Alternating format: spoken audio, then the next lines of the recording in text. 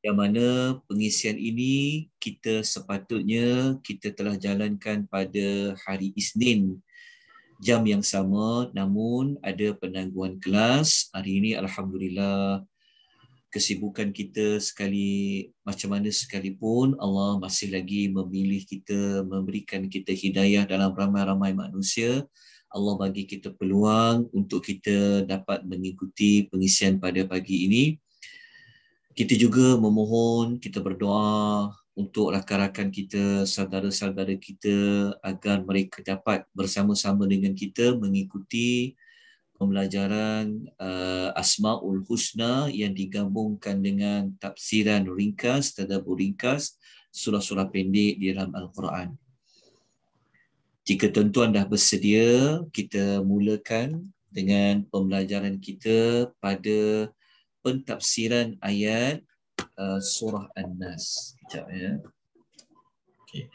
Saya akan izinkan saya memaparkan nota PDF PowerPoint yang telah pun dikongsikan kepada tuan-tuan dan puan-puan sebelum ini. Okey, moga-moga tuan-tuan dapat nota tu ya. Okey, suara saya harap jelas, tidak ada yang mengganggu pendengaran tuan-tuan dan puan-puan. Jadi kalau suara tuan-tuan ada yang tak dengar tu, cuba tengok dekat volumes, kalau tuan-tuan guna laptop, cuba tengok dekat bawah tu, tuan-tuan punya audio tu adakah ada 100% dan begitulah sebaliknya. Okey, kita akan teruskan pengisian kita pada pagi ini. Okey. Kita masuk kepada surah An-Nas. Okey. Baik. Minggu lepas dan minggu-minggu sebelum ini kita telah pun mempelajari tentang kenapa surah ini dinamakan dengan An-Nas, kerana ada 5 kali disebutkan perkataan An-Nas. Kemudian kita juga telah menyebutkan nama lain yang dipanggil oleh Nabi SAW. Surah An-Nas ini adalah Al-Mu'awwidhatani, 2 surah yang memberikan perlindungan. Begitu juga kita telah menyebutkan bahawasanya surah Al-Falaq ini adalah surah yang bertemakan tentang perlindungan daripada kejahatan yang berpunca dari sudut dalaman. Dia ada kaitan dengan was-was. Okey, kita teruskan sebab waktu kita agak pendek. Ini telah kita bincangkan sebelum ini. Okey, jadi kita terus masuk kepada keterangan ayat yang pertama, kedua dan ketiga. Okey. Ayat nombor 1, ayat nombor 2, ayat nombor 3.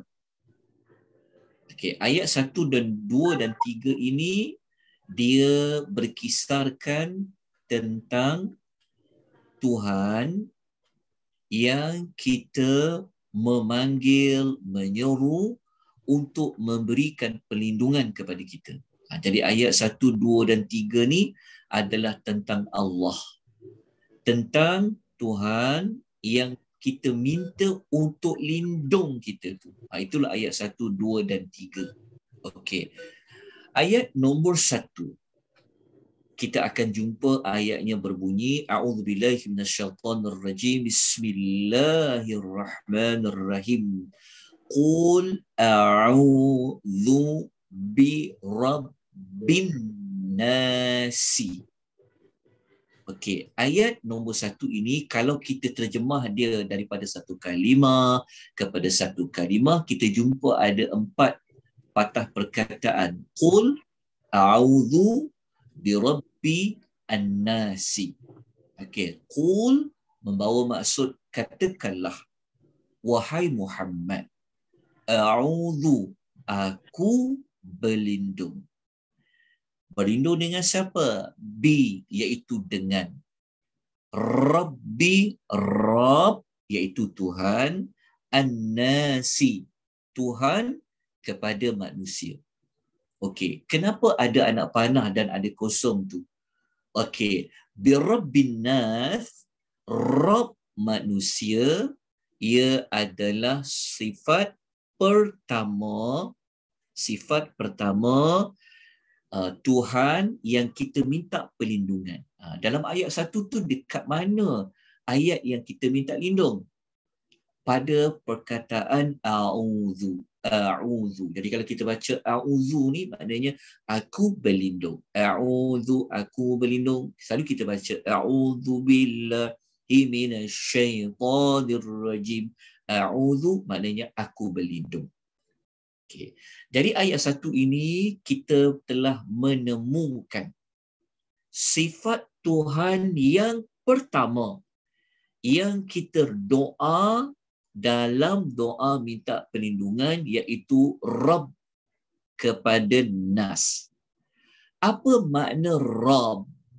Sekejap lagi saya akan terangkan. Tapi kita dapat dulu maklumat awal. Sifat pertama, ciri pertama Tuhan yang kita minta perlindungan itu, sifat pertama adalah Rabbin Nas. Okey. Kemudian pada ayat yang kedua kita jumpa sekali lagi perkataan Nas, tapi Nas dekat sini dikaitkan dengan siapa? Malikin Nas.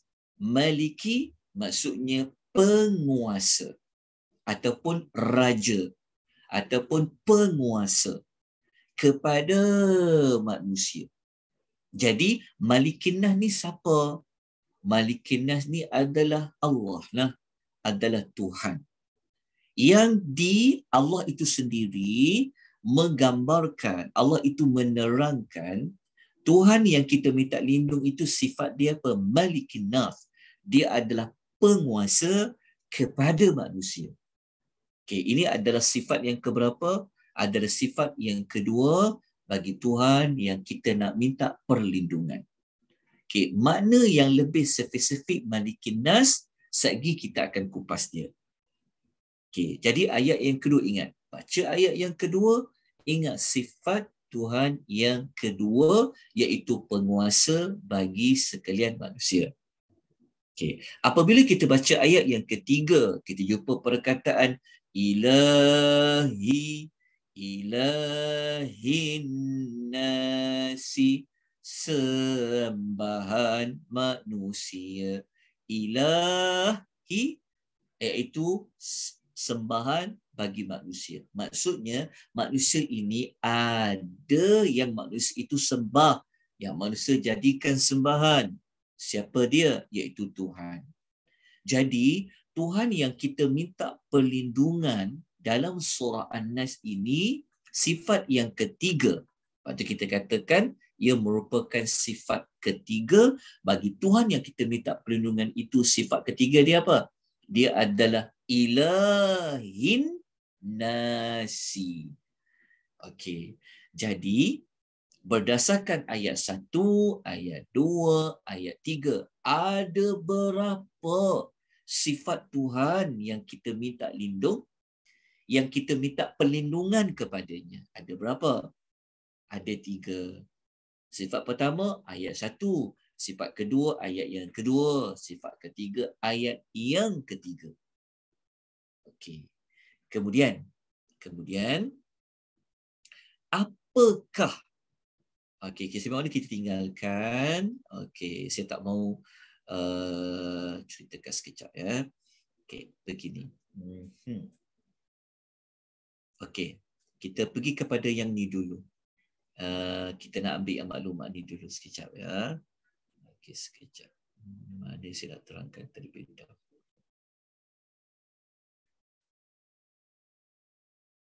Okey, saya terus pergi pertama lah. Okey, begini. Sekejap ya. Saya tengah duduk fikir mana saya nak terangkan dulu supaya saya nak mempermudahkan. Okey, gini. Okey. Setelah tuan-tuan faham ayat 1, ayat 2 dan ayat 3. Okey, setakat ni boleh faham tak? Maksudnya kalau kita ditanya berapa sifatkah Tuhan yang kita minta perlindungan dalam surah An-Nas, sudah pasti kita akan jawab berapa? Kita akan jawab 3 sifat Tuhan yang kita seru, yang kita minta perlindungan dengannya. Okey. Soalan yang berikutnya adalah Kenapa? Tuhan yang kita minta perlindungan itu disandarkan kepada manusia. Kenapa ayat tu ada bunyi, ada berbunyi begini. Ada berbunyi, kenapa Tuhan tu dia disebut An-Nas, disebut spesifik. An-Nas, Rabb-Nas. Kenapa Tuhan tu Malikin Nas? Kenapa Tuhan tu dia sebut dia tu Ilahin Nas? Kenapa disebut dalam banyak-banyak makhluk Allah? Kenapa disebut ada perkataan An-Nas? Kenapa ada perkataan An-Nas manusia? Sedangkan, okay, faham elok ya. Sedangkan dalam surah Al-Fatihah, dalam surah Al-Fatihah, surah nombor 1, An-Nas yang kita sedang belajar sekarang, surah yang terakhir sekali. Cuba kita fikir-fikirkan, kita renung-renungkan.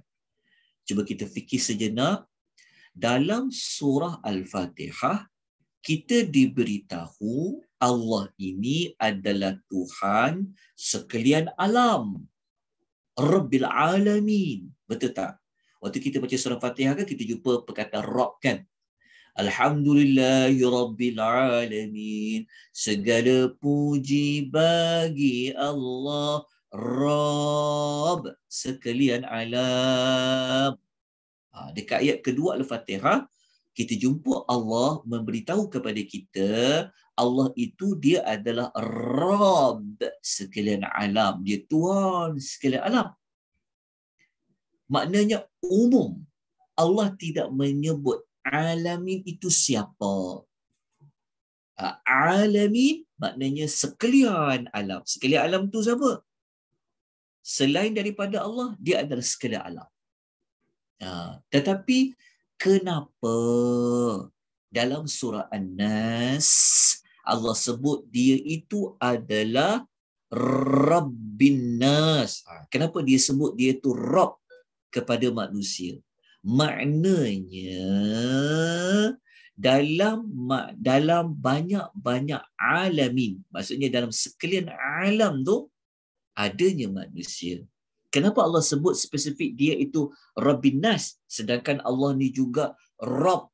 Kita faham ya, Rabb Tuhan kepada jin. Tuhan itu juga Rabb kepada malaikat. Tuhan itu juga adalah Rabb kepada makhluk-makhluk yang lain. Kenapa disebut dia itu Rabbin Nas? Maknanya apa? Maknanya Allah Ta'ala ni dia nak mengistimewakan dalam banyak-banyak makhluk Allah. Makhluk-makhluk Allah ni di bawah tajuk Al-Alamin. Yang kita baca dalam surah Al-Fatihah itu. Jadi pada surah yang terakhir di dalam Al-Quran, Allah seolah-olah nak bagi kita jawapan macam ni. Ingat tak surah pertama dalam Al-Fatihah Allah kata dia itu Rabbil Alamin? Tapi Allah tak sebut siapa itu Al-Alamin. Siapa itu sekalian alam. Maka salah satu daripada sekalian alam itu adalah An-Nas, iaitu manusia. Kenapa Allah sebut dia itu spesifik Rabb kepada manusia? Maknanya dalam kaedah Qurannya begini. Apabila sesuatu itu disebut secara spesifik, maka yang disebut spesifik itu istimewa. Contohnya kita kata macam ni. Saya ada 5 anak. Maknanya tuan-tuan tahu saya ada 5 anak. Lepas tu saya sebut saya ada 5 anak. Anak saya tu Aisyah seorang tu. Contoh. Kenapa saya tak sebut 5-5? Kenapa saya sebut nama seorang tu Aisyah saja? Maknanya Aisyah itu istimewa di kalangan yang 5. Contohnya macam tu. Dalam Al-Fatihah Allah kata dia itu Rabbul Alamin, Rabb sekalian alam. Betul tak? Tapi kenapa dalam An-Nas dia sebut Rabb kepada manusia? Maknanya manusia itu istimewa dalam banyak-banyak makhluk yang lain. Maksudnya macam tu. Okey, ini sekadar maklumat yang kita boleh ambil jika nak dikombinasikan dengan surah Al-Fatihah. Okey, kita teruskan kepada perbincangan tentang ayat yang pertama. Okey. Ayat pertama ni kita jumpa tadi ada perkataan qul. Okey, tuan-tuan kena bersiap sedia ya, kerana bermula pada ayat pertama ni kita dah masuk kepada peringkat nak perincian dia. Kita dah masuk kepada, sebab tu dia panggil tadabbur ni, maksudnya kita dah masuk kepada menganalisis dia. Daripada satu patah perkataan kepada perkataan yang lain. Okey, bersiap sedia untuk apa? Untuk kita memahami daripada satu kalimah kepada satu kalimah. Okey. Qul maknanya apa? Katakanlah. Kan? Kalau terjumpa dalam Quran perkataan kul. Maknanya katakanlah. Kul tu katakanlah. Okey. Siapa yang kena berkata? Siapa yang kena ucapkan? Maknanya kalau kita tahu awal-awal, manusia yang paling awal sekali yang kena berkata. Kena kata apa? A'udzu birabbin nas. Sampai nak hujung ayat. Macam tu. Okey, siapa yang kena kata? Nabi yang kena katakan. Okey. Jadi, perkataan qul, katakanlah, ia membawa maksud apa? Di sebalik adanya qul, perkataan qul membawa maksud apa? Sama juga kalau kita belajar surah Qul ya ayyuhal kafirun, kita akan jumpa qul ya ayyuhal kafirun. Baca surah Al-Ikhlas, qul huwallahu ahad. Kita baca surah Al-Falaq, qul a'udzu birabbil falaq. Okey, jadi di sebalik penggunaan perkataan qul, apa yang kita boleh dapat maklumat di situ? Okey, pertama, apabila kita jumpa perkataan qul seperti surah 4 qul, dan kita akan jumpa perkataan qul, maksud yang pertama, ia mengandungi perintah dari Allah. Sebab itu qul itu maksudnya adalah perintah. Perintah dari siapa untuk berkata? Perintah dari Allah. Perintah apa? Perintah untuk bacalah a'udzu birabbin nasi sampailah hujung ayat suratul An-Nas. Ini membawa maksud. Surah An-Nas ini dia didahului, dimulakan dengan satu perintah dari Allah kepada Nabi untuk minta perlindungan. Apa kaitan dengan kita qul tu? Jadi kalau kita sendiri yang baca qul a'udzu birabbin nas, maknanya ayat itu Allah Ta'ala juga memerintahkan kepada kita untuk baca. Kenapa? Tadi kata perintah itu untuk Nabi. Okey, kalau kita baca Quran, kalau perintah itu ditujukan kepada Nabi, maknanya perintah itu juga boleh membawa maksud perintah itu Allah tujukan juga kepada kita. Ada perintah yang khas berkaitan dengan Nabi, ada perintah yang kita sendiri umat dia kena ikut macam Nabi. Maknanya seolah-olah sekejap ya. Okey, membawa maksud ni apa? Kalau Allah perintah kepada Nabi untuk minta perlindungan, kita bagaimana pula? Sedangkan Rasul itu kan Rasul. Sudah pasti Allah lindung Nabi, betul tak? Allah pasti akan lindung Nabi daripada perkara-perkara yang boleh membahayakan Nabi. Sudah pasti Allah akan lindung. Tetapi kenapa Allah perintahkan juga Nabi membaca? Maknanya perintah itu penting. Maknanya nak membaca surah An-Nas itu besar perintah itu. Sebab Allah yang perintahkan untuk Nabi baca. Maknanya kalau Nabi kena baca, diperintahkan baca, kita ni sudah pasti kita juga kenalah baca. Kita kena baca. Jadi kalau kawan kita tanya pada kita, engkau ni kan asyik tanya aku je. Dah baca ke belum surah An-Nas pagi ni? Dah baca ke belum surah An-Nas? Kalau kawan kita tanya, kenapa kau perintahkan aku baca? Kenapa kau selalu tanya baca? Ataupun anak kita tanya, ibu ni kan selalu suruh saya baca surah An-Nas, surah Al-Falaq, surah Al-Ikhlas contoh. Kenapa? Maka kita boleh jawab, ibu suruh kamu baca ni sebab Allah pernah suruh Nabi baca. Minta perlindungan. Kalau Nabi tu Allah sendiri suruh Nabi baca minta perlindungan, kita ni apatah lagi kenalah baca, kenalah minta perlindungan kepada Allah. Itu sudut yang pertama. Okey, jelas saudara perempuan di sebalik penggunaan perkataan kul pada konteks ayat ini. Makna yang kedua, di sebalik adanya perintah membaca, perintah katakanlah membuktikan bahawasanya Nabi Muhammad itu seorang Rasul. Apa berkaitan perintah membaca itu, qul itu, membuktikan Nabi ini seorang Rasul? Berkaitan dia adalah macam mana Nabi nak tahu itu adalah perintah dari Allah? Macam mana Nabi boleh tahu itu perintah dari Allah? Jawapannya kerana Nabi ini dia ada pangkat seorang Rasul. Hanya Rasul sahaja yang boleh mendapat wahyu dari Allah. Quran ni kan wahyu. Ayat Quran ni kan adalah wahyu Allah.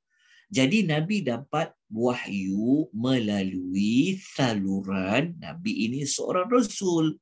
Sebab itu Allah kata, katakanlah wahai Muhammad. Macam mana Nabi boleh dapat perintah untuk membaca ayat ini? Kerana Nabi itu adalah seorang Rasul. Kalau seorang Rasul pun diperintahkan baca, maka kita ini maka kenalah membacanya setiap hari. Jadi kita telah sebutkan sebelum ini berapa kali nak kena baca, apa kelebihan dia. Maka bacalah. Surah ini dijadikan sebagai bacaan harian. Okey, jelas untuk kul. Dalam masa yang sama, apabila kita ucap perkataan, sekarang kita nak bincang dekat a'udzu pula. So kita dah selesai dah, seolah-olah kita dah selesai dah dekat kul ni. Okay, dah tamat dah. Sekarang kita nak bincang dekat a'udzu. Dekat a'udzu. Aku berlindung. Okey. Di sebalik kita ucap perkataan a'udzu, apa kita dapat? Di sebalik kita mengucapkan banyak kali a'udzu binnas, qul a'udzu birabbin nas, qul a'udzu birabbil falaq. Lepas tu kita baca a'udzu billahi minasyaitanir rajim. Contoh kan, selalu orang sebut, baca a'udzubillah tu, baca a'udzubillah tu. Apa yang kita dapat di sebalik ucapan a'udzu, aku berlindung. Perkataan kalimah aku berlindung ni tuan-tuan bukan kalimah yang kosong-kosong. Maksudnya kita bukan tak dapat apa-apa. Tak, ucapan a'udzu ni besar tau. Ucapan a'udzu ni aku berlindung. Di sebalik kita mengucapkan perkataan aku berlindung, apa maksud dia? Apa kelebihan dia? Okey. Ucapan aku berlindung ini, kul a'udzu ini, dia boleh merujuk kepada 3 sudut. Yang pertama, ini sebenarnya saya dah ulang dah waktu kita belajar surah Al-Falaq. Tapi al-maklumlah, kadang-kadang tak sempat nak ikuti surah Al-Falaq. Dan ada juga rakan-rakan kita yang baru bersama dengan kita. Jadi eloklah saya ulang. Kaedah mengulang-ulang ini, kaedah yang Allah banyak guna di dalam Al-Quran. Okey. Jadi di sebalik mengucapkan a'udhu ni membawa maksud apa? Apa kita dapat? Di sebaliknya nombor satu. Nombor satu, di sebalik kita ucap a'udhu ini, ia merupakan salah satu bentuk ibadah. Bentuk ibadah. Kenapa dia bentuk ibadah? Kat mana kaitan ibadah di sebalik ucapan a'udhu? Okey.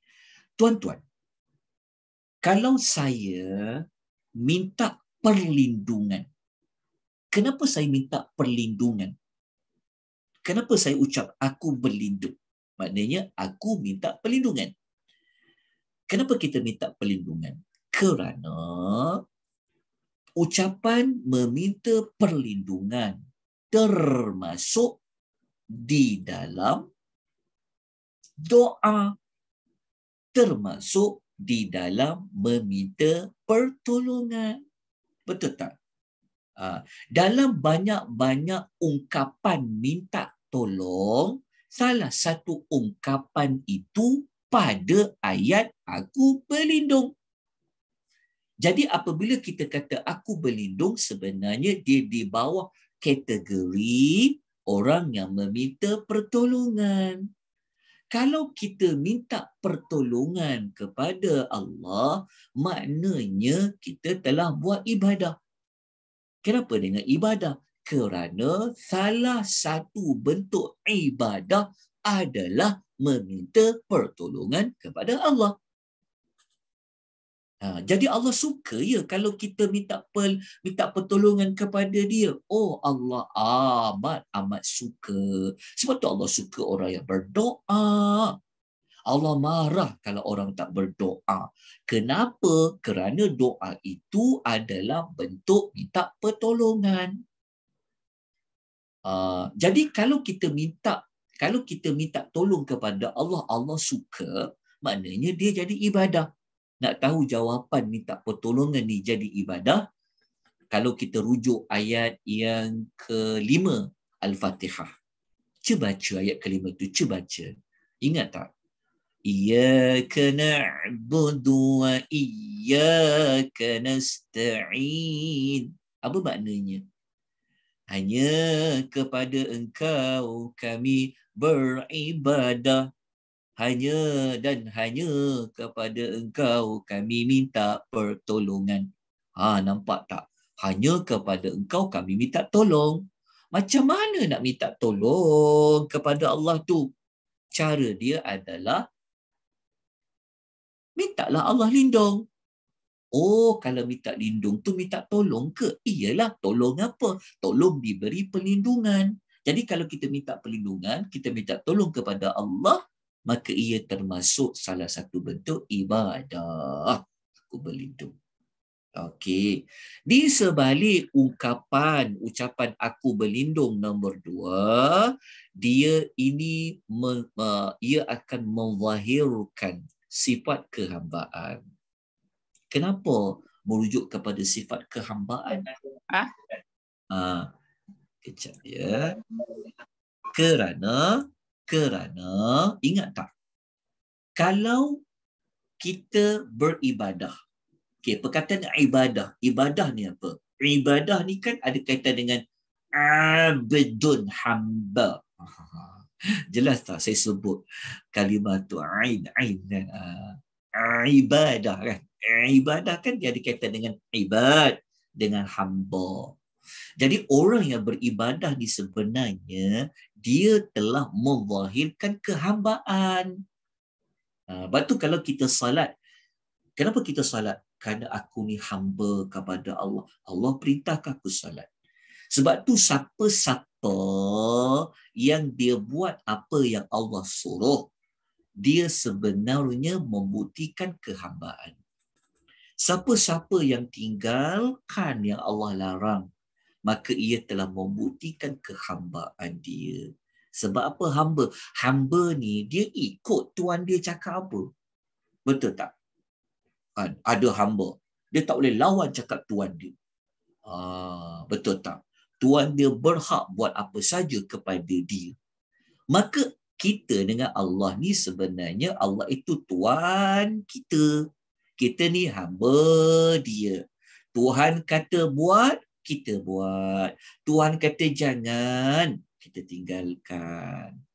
Jadi kalau Tuhan dia kata, kalau Allah kata, minta tolong hanya kepada aku tau, maka kita pun minta tolong hanya kepada Allah lah. Maka Allah pun suka. Jadi secara langsung, apabila kita ucap auzu ni, kita menzahirkan sifat kehambaan kita kepada Allah. Okey, jelas tuan-tuan dan puan. Dalam masa yang sama, dia bukan sekadar menzahirkan kehambaan, dia juga menunjukkan tentang kebergantungan kita kepada Allah. Menunjuk kita ini ada kelemahan, ada kekurangan. Sebab itu kita ucap auzu. Daripada pelajaran ni tuan-tuan dapat belajar kalimah auzu ni walaupun dia pendek auzu kan, tetapi ia memberi makna yang besar di sisi Allah. Kalau kita faham, kita suka untuk ucap auzu, aku berlindung dengan Allah.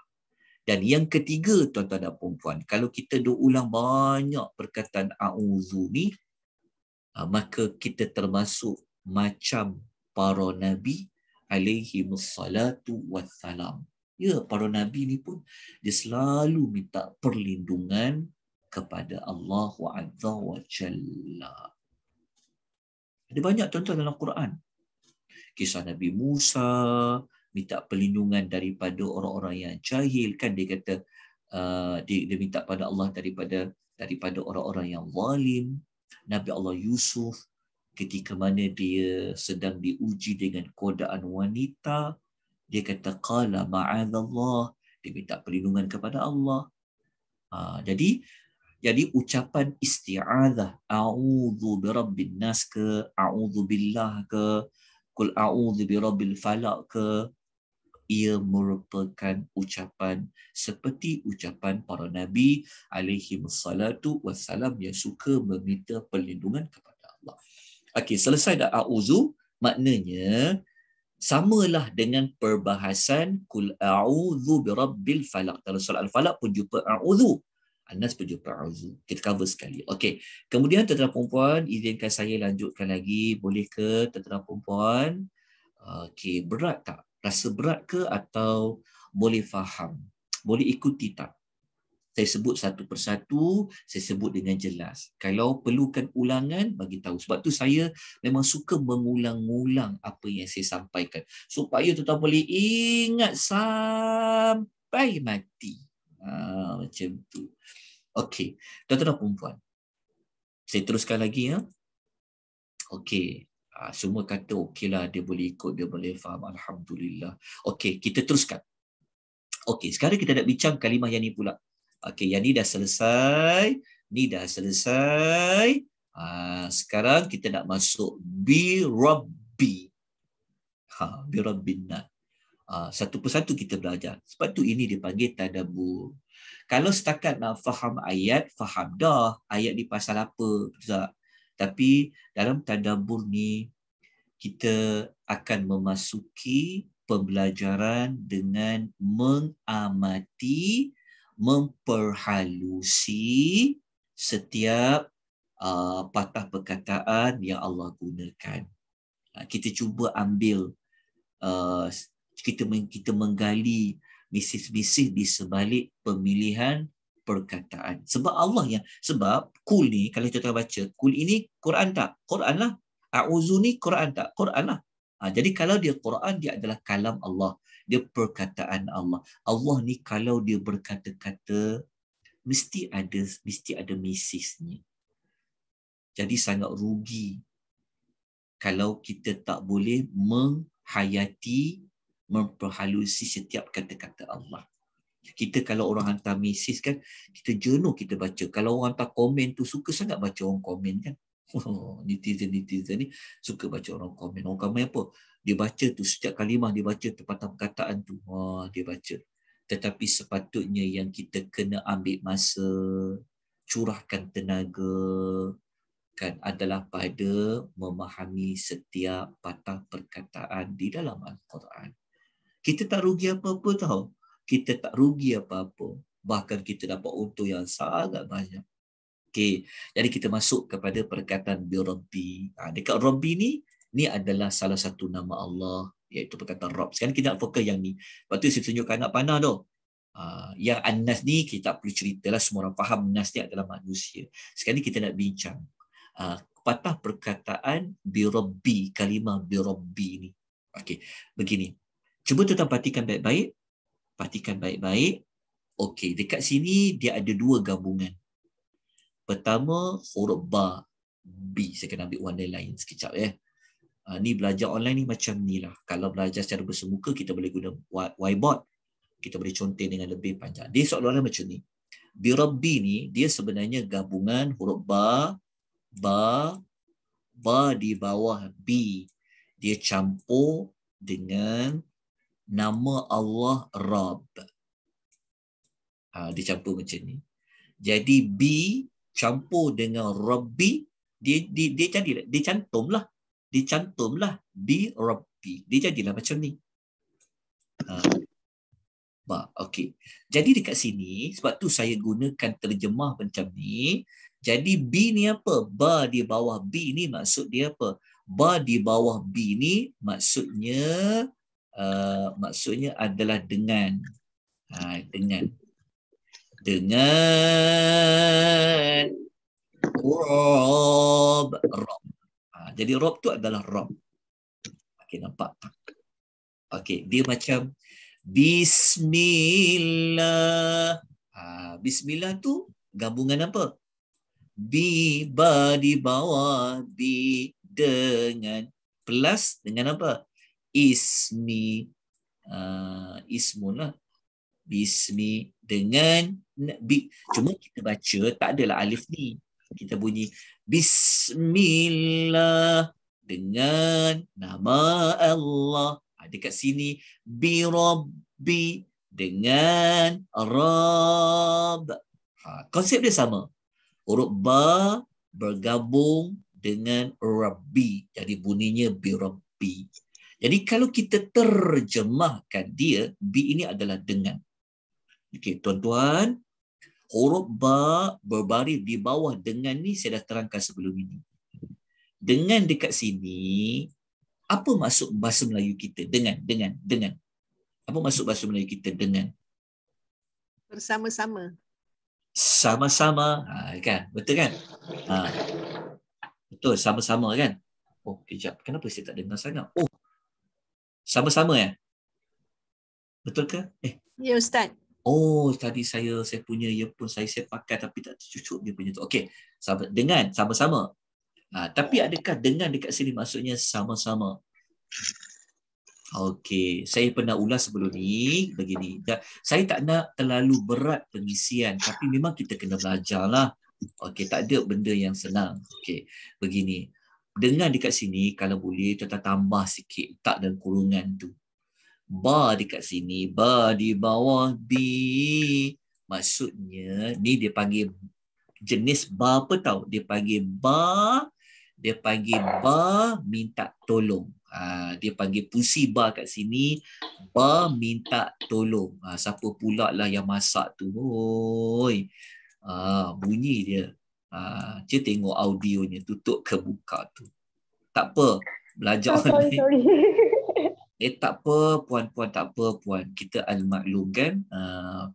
Perempuan-perempuan ni kalau dia suri rumah, dia memang bekerja di oil and gas. Betul lah kan? Dia libat dengan minyak dengan gas. Okey. Ba dekat sini sebenarnya ba minta tolong. Dia panggil ba minta tolong. Cuma dalam bahasa Melayu kita terjemah dengan. Jadi kita kena tambah dengan dekat sini membawa maksud meminta pertolongan. Tulis dekat dalam kurungan tu. Ba, minta tolong. Okey, kalau tanya ba di bawah B tu, ba tu apa? Ba minta tolong. Tapi kita tak terjemahlah minta tolong. Kita hanya terjemah dengan. Tapi dengan dekat sini maksudnya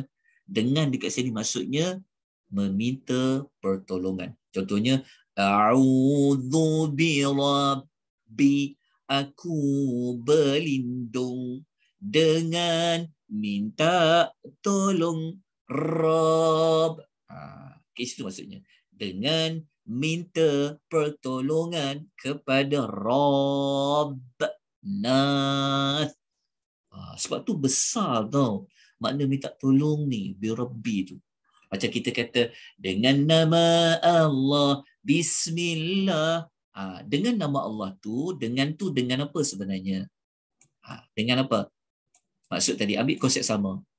Kan kita baca bismillah kan? Minta pertolongan. Ya, sepatutnya macam tu. Makna dia, kan kita kata bismillah dengan nama Allah.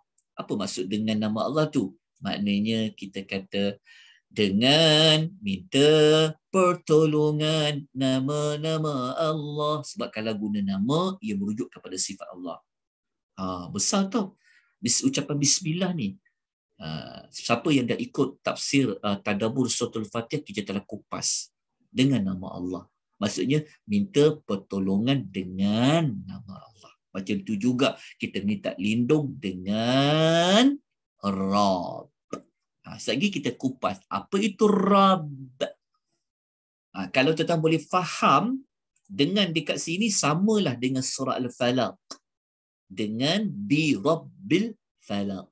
Kalau surah Al-Falaq, dia Al-Falaq lah belakang dia. Kalau surah An-Nas lah. Okey. Bi Rabbil Falaq. Because the suspects I think to finish the suspect. Thank you so much. Okey sekejap. Okey. Setakat ni tuan-tuan dan puan boleh faham kan? Boleh faham kan? Okey. Sekarang ni kita nak kupas pula.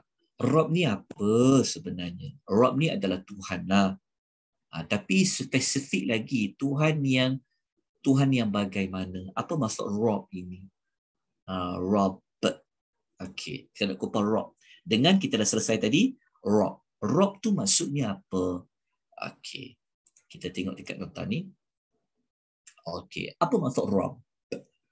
Rabb dalam bahasa Arab, sebabkan Quran kan diturunkan dalam bahasa Arab. Jadi Rabb maksud dia apa? Maksud pertama Rabb ini, kata Imam Tabari, adalah Tuan yang ditaati. Jadi bahasa Arab, kalau dikata dia adalah Tuan, dia guna Rabb. Okey, dia guna Rabb. Sekejap ya tuan-puan ya. Sebab masih kedengar suara-suara ni, saya nak saya tak boleh sebab saya jadi host tadi. Alright. Saya jadi co-host. Okey, tak apa. Okey. Rabb dari sudut bahasa Arab bermaksud yang membaiki sesuatu urusan dan juga pemilik kepada sesuatu. Ini dari sudut bahasa ya. Dari sudut bahasa. Tapi tak cukup bahasa. Dia kena gabung dengan istilah dia. Macam kita belajar literal and technical meaning. Lughatan wa istilahan. So kita kena tengok. Rabb dari sudut istilah apa? Dekat sini. Makna 3 serangkai. Rabb tu maksudnya apa? Yang pertama ingat. Kalau jumpa perkataan Rabb, memang diterjemah Tuhan. Dalam terjemahan kita diterjemah Tuhan. Tuhan An-Nas, Tuhan manusia. Betul lah Tuhan tu. Tapi spesifik Tuhan tu, ciri dia apa dekat Rabb tu? Rabb itu berkaitan dengan pencipta. Rabb itu apa? Pemilik. Itu adalah Rabb. Okey, ambil kat sini. Rabb pemilik. Satu lagi apa? Saya kosongkan. Tapi dekat nota tu ada jawapan dia. Apa dia? Pengatur. Jadi jawapan Rabb ni dia ada 3 makna serangkai. Biasa dengar 3 serangkai kan?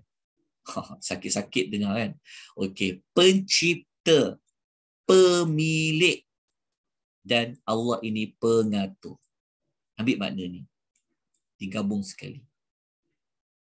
Rob ini maknanya Allah ni dia pengatur segala yang dia ciptakan. Setiap yang diciptakan, dialah pemiliknya. Cuba kita ambil makna Rabb ni dekat Rabbil Alamin. Tengok ya. Tengok ya. Alhamdulillahi Rabbil Alamin. Rabb sekalian alam. Okey, sekalian alam ya. Ini kita belajar Asmaul Husna juga ya. Sebab Rabb dekat sini tuan-tuan dan puan, dia juga adalah merupakan salah satu nama-nama Allah. Rabb. Okey, sekalian alam. Okey, waktu kita baca dekat Fatihah, cuba kita ambil makna Rabb yang kita belajar pada pagi ini, digunakan dia ketika memasukkan pada makna Rabbil Alamin itu. Okey. Apa maksud sekalian alam? Apa maksud sekalian alam? Maknanya manusia termasuk tak sekalian alam? Ya. Jin termasuk sekalian alam. Malaikat termasuk sekalian alam. Gunung ganang, bukit bukau, lautan, langit, bumi, dia pun termasuk sebenarnya di bawah sekalian alam. Okay, jadi kalau kita pakaikan tiga makna ni, maknanya Allah ini pencipta sekalian alam. Apa yang dia ciptakan, dia pemilik sekalian alam. Apa yang dia cipta, dia miliki itu, dialah yang akan mengaturkan, menguruskan sekalian alam. Jelas tak? Jadi kalau kita ambil Rabb kepada manusia, maka Allah ini pencipta manusia, dia adalah pemilik manusia, dia adalah pengatur, pengurus kepada manusia. Itulah makna Rabb. Okey, jelas. Boleh saya lanjutkan lagi ke berapa dah ni? Okey. Jelas tuan-tuan dan puan? Jadi ringkasan dia Rabb tu apa? Mengatur, mentadbir, mengurus. Jadi Allah Ta'ala ni setiap yang dia cipta, dia ciptakan kita, dia yang akan uruskan kita. Dia yang ciptakan anak kita, dia yang akan uruskan anak kita. Dia yang ciptakan bumi, dia yang akan uruskan bumi itu. Dia yang ciptakan langit, dia yang akan jaga langit itu. Dia yang akan urus langit itu. Betul tak? Macam mana Allah menguruskan manusia itu? Macam mana Allah menguruskan diri kita? Itu yang kalau kita belajar dekat surah Al-Fatihah tu kita akan tahu. Allah ni, cara dia mengatur kita, mengurus kita, mentadbir kita. Dia mengaturkan kita, antaranya dia bagi kita rezeki setiap hari. Ada masa hari itu dia aturkan rezeki kita banyak, ada masa sikit. Dia mengaturkan kita setiap hari macam mana? Kita sihat, ada masa kita sakit. Ada masa dia aturkan sihat, sakit tu apa? Sakit yang sakit sikit-sikit, ada masa sakit banyak-banyak. Jadi selama ini yang mengatur hidup kita, yang mengatur ahli keluarga kita, yang mengatur rezeki kita, yang mengatur alam ni, siapa dia? Rabbil Alamin. Rabbil Alamin tu juga Rabb yang sama yang kita minta perlindungan di dalam suratul Falaq, dalam suratul Nas. Okey, jelas tuan-tuan dan puan makna Rabb. Okey. Kita cuma usaha saja. Kita mengaturkan anak kita belajar, mengaturkan hantar anak kita apa contoh belajar. Tapi pada hakikatnya ia di bawah aturan Allah. Macam-macam kita doa. Tapi Allah bagi yang lain. Kenapa Allah aturkan? Sebab Allah aturkan. Dulu kita minat dekat seseorang ni kan. Contohlah. Kan? Tiba-tiba jodoh kita lain. Betul tak? Tu orang kata cinta apa? Betul tak? Tapi Allah aturkan yang lain. Allah yang atur yang lain itu terbaik tak? Itulah yang terbaik sebab Allah yang aturkan. Itu yang kita guna istilah kita merancang, Tuhan juga merancang. Ada kata kita merancang, Allah yang tentukan. Betul tu. Sebab Allah yang aturkan. Kenapa semua dia nak aturkan? Kenapa Allah nak aturkan semua? Sebab dia pemilik kepada semua. Kenapa pula Allah tu milik kepada semua? Sebab dia pencipta kepada semua. Itulah makna Rabb. Besar tak makna Rabb ini? Sebab itu makna Rabb ni kalau faham, sebab itu dalam doa kita yang terbaik, doa yang depannya ada Rabb.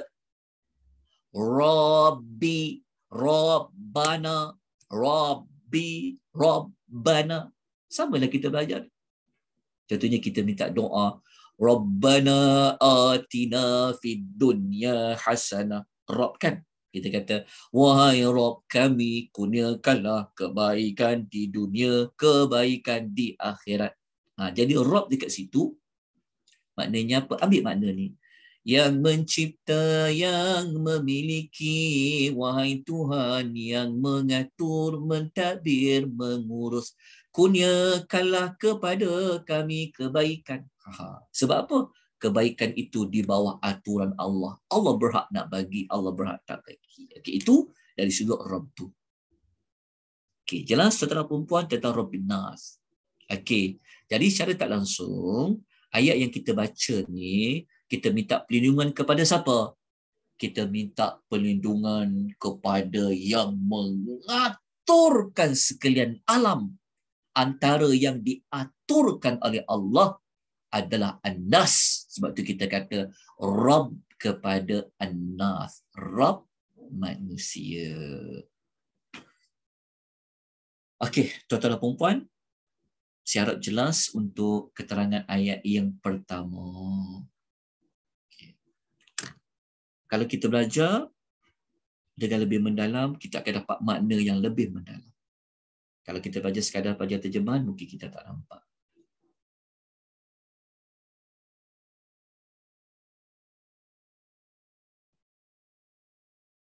Okey. Boleh saya teruskan lagi, tuan-tuan puan-puan rahimani wa rahimakumullah. Ada soalan tak? Kita 4 minit lagi sebelum jam 12. Okey. Ada soalan? Tak ada soalan ya? Okey. Tuan-tuan tak lapar ke pukul 12 ni? Nak masak lagi kan? Tak apa. Lepas ni kita ambil lagi 4 minit, 3 minit. Okey. Saya masuk satu lagi ayat boleh?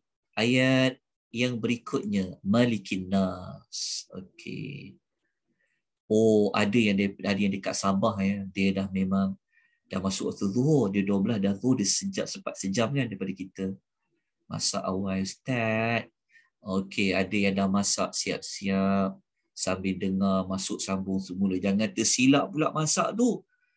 Sambil-sambil dengar tu orang masukkan garam, dia pergi masuk gula. Okey, sikit lagi lepas tu kita tutup. Nanti kita sambung lagi minggu depan. Kita tak perlu belajar terkejar-kejar. Yang paling penting sekali kita belajar, kita faham. Dan kita boleh pakai pemahaman kita ni pada ayat-ayat yang lain. Okey. Okey, kita nak belajar pula apa makna ayat Malikin Nas. Maliki, penguasa atau peraja. Okey. Apa maksud maliki tu? Al-Malik. Maksudnya dia adalah penguasa, raja dan dia berkuasa, iaitu penguasa kepada manusia. Nanti kita akan belajar macam ni. Kenapa Allah kata dia penguasa kepada manusia? Nanti kita akan ceritakan. Tapi kena habiskan dulu ayat nombor 3. Baru kita akan nampak dia punya hikmah di sebalik kenapa Allah tu mengata dia penguasa bagi manusia. Okey, mudahnya begini. Dalam banyak-banyak manusia, tuan-tuan, ada tak manusia jadi raja? Ada tak manusia jadi raja? Ada tak manusia yang dia ada kuasa? Jawapannya ada. Tapi ayat surah An-Nas memberitahu, raja bagi segala raja ataupun penguasa yang penguasa bagi segala penguasa. Siapa dia? Alfanya adalah Allah. Maksudnya kenapa Allah nak kata diri dia itu Malikin Nas? Kerana Allah nak bagi tahu, hey manusia, kamu ni ada juga raja, ada juga yang berkuasa, ada yang jadi penguasa kamu. Tapi ingat, dalam banyak-banyak raja yang sebenar-benarnya raja adalah Allah itulah. Okey. Kalau ayat pertama tadi, kenapa dia nak kata dia tu Rabbin Nas? Okey, ingat saya sebut tadi, perkataan Rabb juga bermaksud apa? Salah satu maksud Rabb ni juga kalau di sudut bahasa bermaksud tuan kan. Bos majikan. Maknanya Allah nak bagi tahu begini. Dalam dunia ni, ada tak manusia dia menjadi tuan? Ada tak manusia yang kita kena taat dia? Dia pengatur kita, dia pentadbir kita. Kita kena ikut cakap dia. Bos kata, masuk pukul 7.30 7.30 Kita kena ikut dia tak? Kita kena taat dia. Kena taatlah dekat dia. Sebab dia majikan kita, dia tuan kita. Tuan tu Rabb lah. Rabb tu dikaitkan juga dengan perkataan tuan. Jadi kenapa Allah kata dia tu adalah Rabbin Nas? Rabbin Nas. Maknanya Tuhan nak bagi tahu kepada kita, hey manusia, dalam dunia ini ramai orang. Ada orang jadi Rabb kepada manusia. Tetapi ingat, Rabb, Tuan bagi segala Tuan adalah Allah. Itu di antara sebab kenapa Allah nak katakan dia itu adalah Rabbin Nas. Kenapa dalam banyak-banyak sifat Tuhan, dalam banyak-banyak ciri tentang ketuhanan itu, kenapa dia kata dia adalah Rabb kepada manusia? Kerana dalam dunia ni ada manusia menjadi Tuan. Ada manusia lain perlu taat dia. Tapi apabila Allah sebut maklumat dia, Allah nak bagi tahu dalam banyak-banyak yang kena taat, dalam banyak-banyak yang manusia itu perlu menjadikan ia Tuan, sebenarnya sebesar Tuan yang sebenar-benar adalah Allah Azza wa Jalla. Okey, nanti kita sambung ayat ketiga minggu depan, tuan-tuan dan puan-puan. Ya, ayat yang ketiga minggu depan. Ilahin Nas. Okey. Ingat, minggu depan kita masuk ayat nombor 3. Okey, setakat ni ada apa-apa soalan, tuan-tuan dan puan-puan rahimani wa rahimakumullah? Boleh ikut tak? Boleh faham tak? Okey, kalau dah faham, kalau dah jelas, kita akan sambung lagi pada minggu hadapannya. Kena ikut sampai habis ni sebab kita nak belajar nanti tentang Qorin lagi dekat surah An-Nas. Kita kena kupas dulu kerana beratnya Qorin kita ni, yang pemberi was-was tadi tu, sebab tu kita kena kupas dulu Tuhan yang akan lindung kita daripada Qorin tu sifat dia apa. Sebab tu kita kena kupas ayat 1, 2 dan 3 terlebih dahulu. InsyaAllah. Nanti kita jumpa lagi pada minggu depan. InsyaAllah. Ya, kalau ada mana-mana maklumat yang nak ditanya, kita tanya pada sesi yang akan datang. Aqulu qouli hadza wa astaghfirullahal azim. Wabillahi taufiq wal hidayah. Wassalamualaikum warahmatullahi wabarakatuh. Waalaikumsalam.